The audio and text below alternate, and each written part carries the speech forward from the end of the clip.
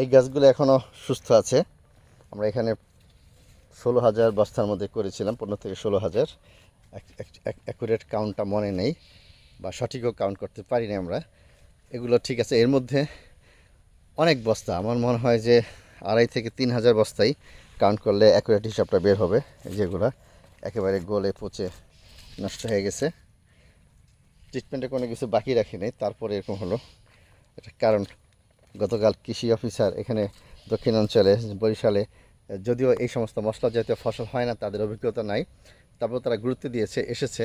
কালকে রাত 9টা পর্যন্ত তারা আমার সাথে ছিল, অনেক আলোচনাই হয়েছে। তারা সহযোগিতা করতে চায়, তাদের যতটুকু জ্ঞান এই বিষয়ে আছে আর কি।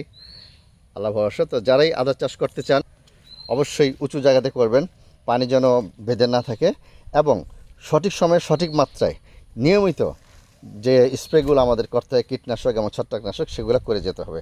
তাছাড়া আদা চাষ যারাই করবেন একেবারে আশাহত হতে হবে, কারণ আমাদের বাংলাদেশে এই আদার, আমাদের দেশে এই সমস্ত ছত্রাক এবং পচা লাগা রোগের জন্য, এবং রাইজম ফ্লাই যে খেয়ে আদা গাছগুলোকে একেবারে ফোকলা করে ফেলে, তারপর আদা গাছ মরে যায়। এই জন্যে আমাদের দেশে আদা চাষটি এত বেশি সম্প্রসারিত হচ্ছে না। অথচ আমরা অতি সহজেই আদা চাষ করতে পারি, এবং আমাদের আমদানি বিকল্প হিসাবে আমাদের প্রচুর বৈদেশিক মুদ্রা আমরা রক্ষা তো করতে পারবই, এবং আমরা বিদেশেও রপ্তানি করতে পারবো এই মশলা জাতীয় অর্থকরী এই ফসল আদা।